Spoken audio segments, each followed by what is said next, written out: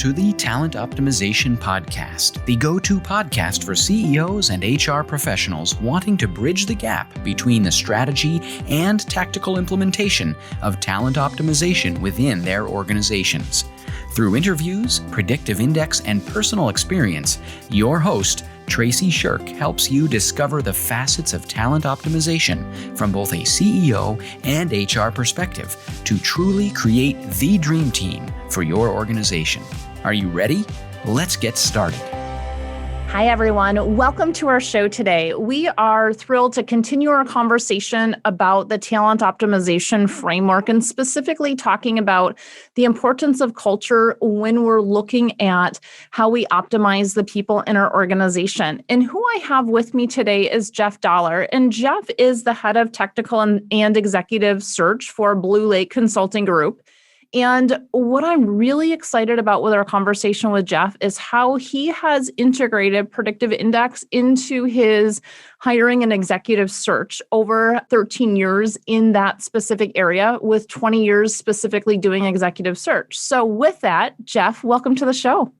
Thanks so much. So pleased to be here, Tracy. Yeah. So I'm curious, Jeff, what does talent optimization mean to you? Talent optimization to me really, I think is, I think it's and keep in mind that I'm looking at this from a search perspective lens, and it's really kind of the marriage, I think, of identifying the need first within the organization and then putting together, the proper strategy to then really essentially to then go out and identify the resource and then onboard that individual effectively. So that company has a good long-term fit, for their organization. Sounds easy, I know, but there's a lot of pieces along the way. Absolutely. So one of the things I just heard you say is, hey, we have to first identify the need inside of the organization. So we really need to understand what's the business strategy, where do we have a gap, not only in the specific talent piece, meaning these are the tasks that this person needs to do. These are the outcomes that job has to fulfill, but it's also looking at on the team. When we have teams put together, we have different behavioral profiles that really allow us to have our team perform to that highest level, whether that is, hey, we need some entrepreneurial folks that are going to be outside the box. We need our detailed result-oriented folks. We need our individuals that are going to bring the team together and be those, connectors. So with that being said, that's really where we design what our people strategy is inside of a business. So I'm curious to know, how did you do that as you're working with clients to really bring in that next leader for that organization? Sure. I mean, there's a lot of different ways I think you can kind of go about doing that. I mean, and it's important that people understand it's also a little bit of an evolution even as you go through, the search process. And quite frankly, that's really, it can be real time, as well. Because once, someone always has that perfect picture of what they want in their head before they even start looking. And then once you start digging into the market, I think in identifying really truly what is out there, then sometimes, those needs might shift a little bit. And that's also where our consultative approach will help. I think the particular hiring leader, but it's everything to answer your question more specifically. I think, there's a lot of behavioral tools, obviously, that you can utilize and right through to the interview process. And, there's a lot of different metrics and tools you can use, I guess, at the end of the day. Right. So tell us a little bit about, we've got tools to really bring individuals in to ensure that they're a good match. And then, we're also looking at, hey, where do they fit within the organization? Because we know that the 4 drivers to disengagement are very specifically wrong fit for the role. Next is going to be, hey, there's a disconnect with the manager. The third thing that we know is the team. And you've already hit on all of these, right? Then the fourth is the culture. So, we have all these different buckets that we're hitting as we create that. So I'm curious, for you, how do you assess that? And what are some of the key items that you do to ensure that you have that best match for that strategy for the organization? So a lot of what goes into, I think, a successful search is there's so much, and this is something that maybe hiring leaders, they're so quick to hire, and make that decision because I understand that they have their business need, and their objectives that they need to meet at the end of the day. but we spend so much time on the if you spend a lot of time on the upfront piece of this, really kind of developing and immersing yourself in both not just what the actual job itself is, but what the actual culture is, and you follow that through the process, then I think you will you're going to get a much better result at the end of the day. It's all about, true collaboration and partnership, and then making those adjustments as you move, through the process. Yeah. So tell me a little bit about how you learn about the culture of an organization, because so often we have these placards up on a wall that has nothing to do with what the actual culture is, right? Right. So how do you determine the actual day-to-day culture of an organization and then, match that to an individual coming in to, hey, are they a right fit for this, whether it is where it's going to be now or the culture that the company really wants to create as they grow? Sure. Yeah.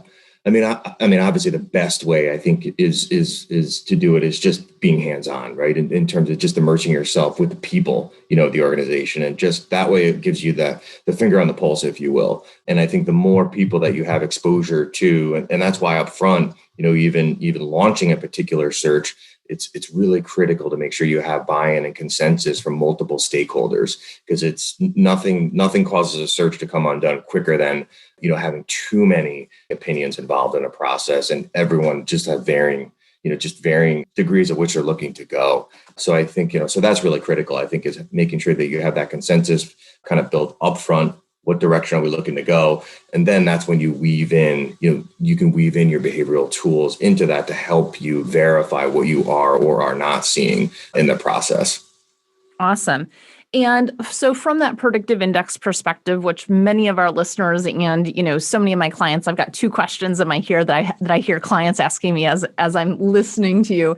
And one of them is very specifically, hey, how do you really get that consensus? And, one of the things that we do with our clients is we use the predictive index tool and that job assessment to say, hey, we want these 5 individuals to take the job assessment for this role, and who those individuals are. This is a rock star in the role, somebody who's just done amazing at it. And guess what? They could have been promoted. They could, they could currently be in the role and don't want to change, but there's multiple numbers of individuals in that role. We want that immediate manager. We want a skip level manager, so one above. Depending upon the size of your organization, we want an executive over the area. And then we want HR involved. And the reason why we really want those 5 individuals involved is because they're all looking at it from a very different perspective. And I don't know about you, Jeff, but have you ever had the situation for either yourself or a colleague or somebody that you've placed into a role that they're like, what is going on? I have these, requests coming from all different directions, but they conflict with each other. And I feel like an octopus being pulled in 8 different directions. And therefore I'm becoming disengaged. Sure. Sure. And I'm sorry. And your question really is about, so how are you using that and how that PI assessment to kind of better manage that process? Yeah. Right? So for you specifically, and it doesn't have to be PI, right? There's lots of different things that we can do, but how are you calibrating that leadership team so everybody is on the same page as to what this job will do?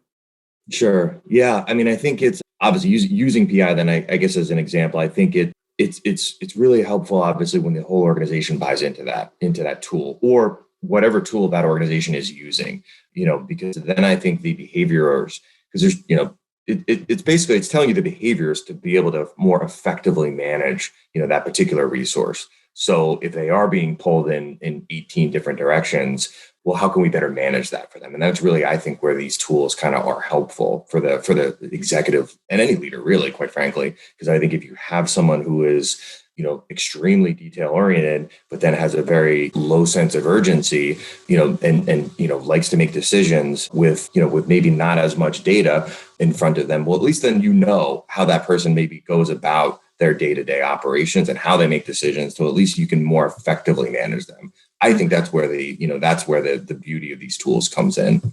Right. Yeah, absolutely. And I know that when I've been working with executives too, I find, hey, actually, let me just give you a story of a marketing example. So we were hiring it was a marketing director. And what we found as we were going through that interview process was that what they were asking for was for an individual that was incredibly detail-oriented, doing graphic artists, but also a very, very strategic individual that could really see the long-term plan and kind of like orchestrate all the key things. And my question to them was, I'm hearing two of you say that you really need kind of a block and tackle type of a person. And I'm hearing three of you tell me that you really need the strategic person. In a way, we're almost talking about two different people because we're going to have a really hard time bringing this in. And does that person exist, right? Yes, we know in the recruiting industry and in the HR industry that there's unicorns that are out there, but they're hard to find, right? And can they do that over a long period of time? So my question for you is, how do you manage that when there's not alignment on the leadership team of what a position is? So I guess the best way that you could probably manage that, so without the alignment, I mean, it's always going to be a challenge. I think anytime you don't have that alignment, and I think, the listeners probably at least need to at least try, you at least need to try coming out of the gate to have that alignment. That said, I guess when in those situations where you don't, that's where these, the behavioral tools will at least will help you manage, I think, the resource and manage the situation in terms of how that person will react, given the environment and the different variables that you might throw at that individual. The behaviors, it's not going to change their ability, but at least it will make it a little more predictable, if you will, in terms of how that person, again, will react to a certain situation. I'm not sure if that probably, gives you the comfort that maybe the listeners might want in terms of just that specific, hey, here's how you fix it. But hopefully that helps give you a little bit more insight. Yeah, absolutely. And some of it's expectation setting up front, right? Like, Right. Hey, you're looking to hire a unicorn here. So what's your highest, what's your highest priority? So what's your must have, your like to have, your dream to have for this position? And let's create some job laddering. So maybe here's the next position that an individual can grow into, or as the company grows, we can grow into. But these are the immediate things that we need right now. So maybe we hire a fractional marketing director because you need the block and tackle now. So those are also ways that, because at the end of the day, we want to make sure that the individual is set up for success. 100%. Yeah. And you also want to make sure that if you're ever going to retain these, this key hire over the long term, it can't just be about this position. It has to be about their runway too. And you have to be constantly thinking about what's next, for this person, because at the end of the day, I'm coming to your organization really not just based on this position, but what does my future growth look like there? And I think if you want that stickiness, best companies out there are the ones that, find the talent, no matter if it's the right seat on the bus or not, and make sure that they have the best, the most horsepower they can possibly have for them to scale and grow. Right. Absolutely. And what I love about what you just said is, hey, we are really designing our people strategy within this. So we're looking at when we hire, what specifically is the job need that's based on the business results we're looking for, so we can tie to the bottom line. So that specifically, and then we're matching our person to that based on, a number of different tools. It could be a behavioral assessment. It could be a cognitive assessment, but don't ever lose sight of the culture of the organization. And, what's that skill set? We tend to call this head, heart, briefcase, right? Our head is our behavioral and our cognitive. Our heart is this cultural perspective. What's the culture of the organization? Then our briefcase is what's the knowledge, skills, abilities, certification, experience, all of the things. And that's typically the only thing we interview on, right? But we know that there's all these other things out there that actually will impact how well an individual does over the long period of time in a job. 100%. I mean, I think, and we see it every day too. I think, ultimately, people will stay long term because of the culture. They leave for not for the reasons that you just mentioned in terms of to gain an additional certification or compensation. While sometimes those might become reasons, but those aren't long-term ways to kind of, retain and challenge and motivate employees. It really is about kind of the culture and the behavior and who they're surrounding themselves with. Yeah, absolutely. And so a question for you. So, as someone who's an executive in a recruitment firm, you've done recruitment for 20 years. How does that specific culture play into hiring for not only your firm, but for clients' firms and the success of that specific individual hire? Well, it's everything. I've always proudly looked back actually on personally my experience, and with the fact that I've really only had to redo a search probably less than a handful of times. And that's because the due diligence, I think, that you spend, not only in the upfront process that we talked about earlier, but also once the person is successfully onboarded as well.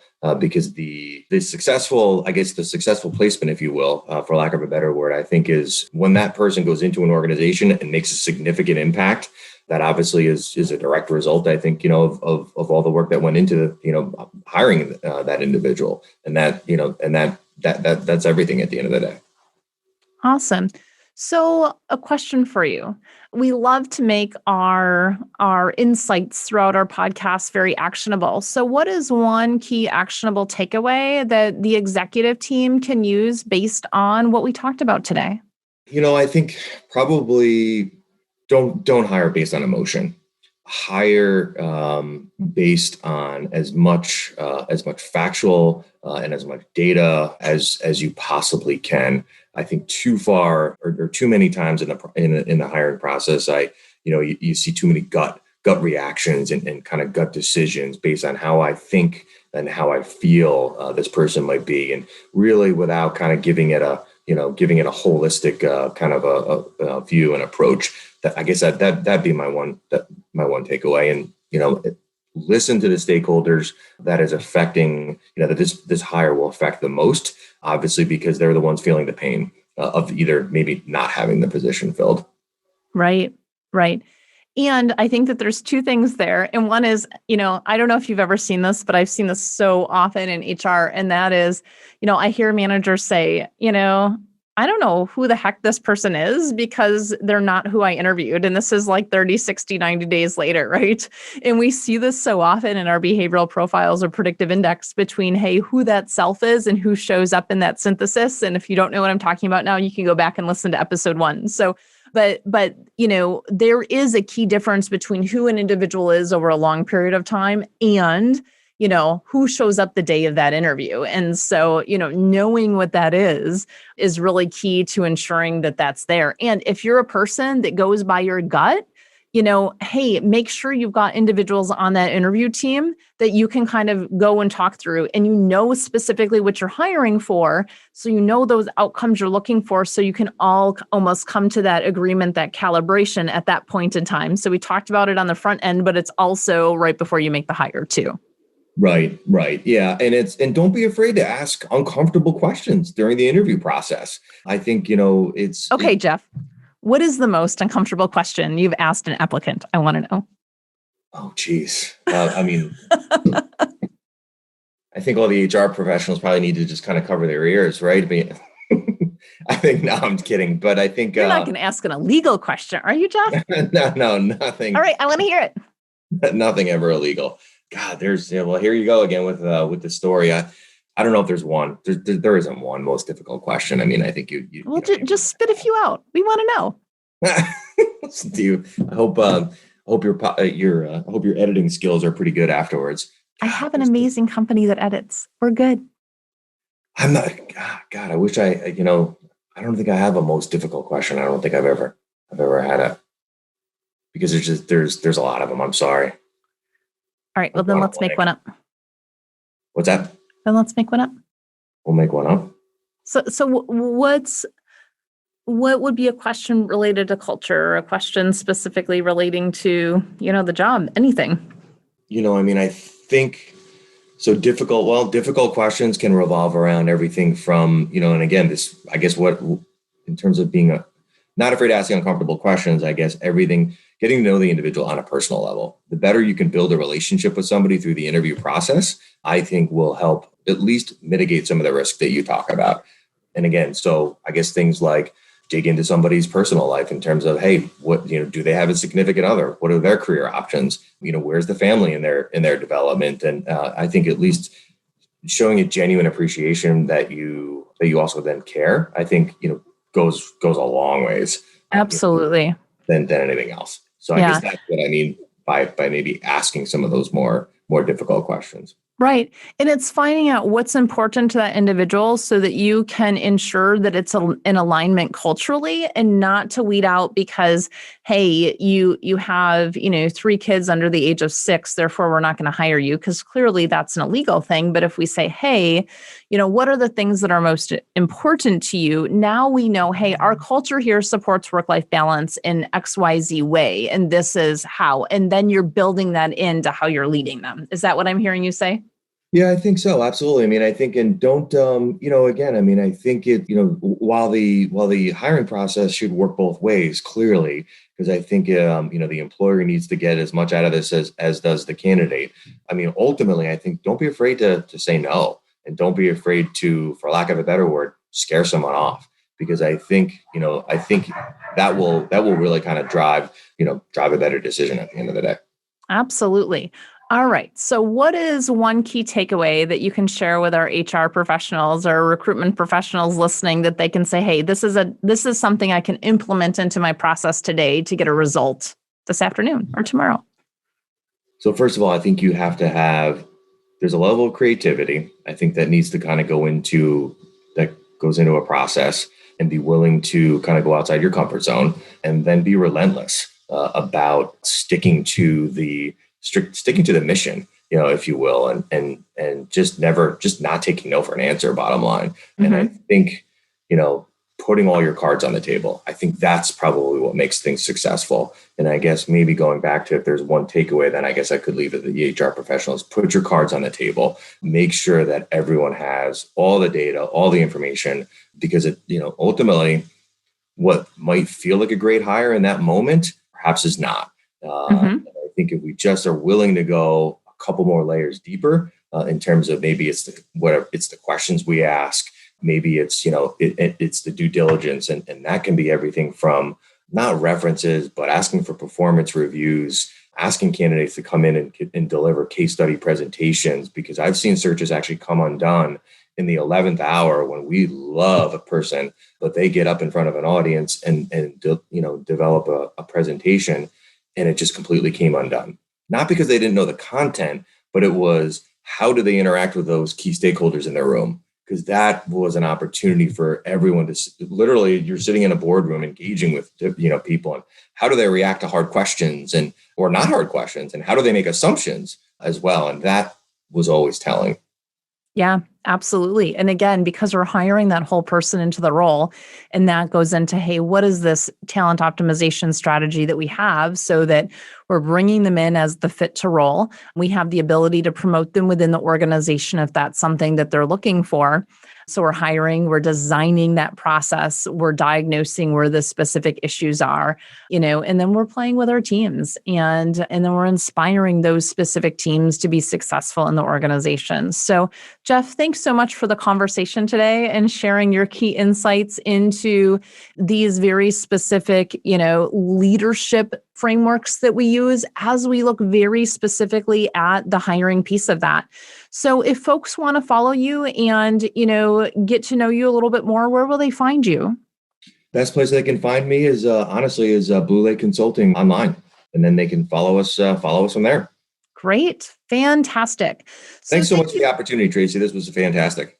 Yeah, absolutely. So thank you so much for joining us today. We hope that you will join us again next week as we dig very specifically into the hiring framework. And by the way, if you're looking for some actual tools to use as you implement some of these things inside of your organization, check out our Talent Optimization Foundation membership site, where we have a number of tools and tips. We do bring in experts to give webinars with tools. I just recorded 2 hiring webinars that are also out there. So look forward to you joining us, and have a fantastic day. Thanks so much.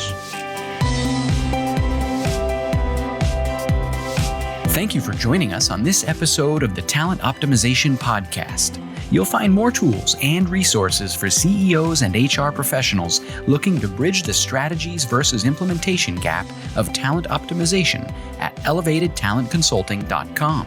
We've also created a free, valuable resource for you to begin bridging the gap called the Talent Optimization Foundation Membership Program. You can access it for free at elevatedtalentconsulting.com/foundation. Be sure to tune in next week for another episode to learn more about talent optimization and creating a dream team for your organization.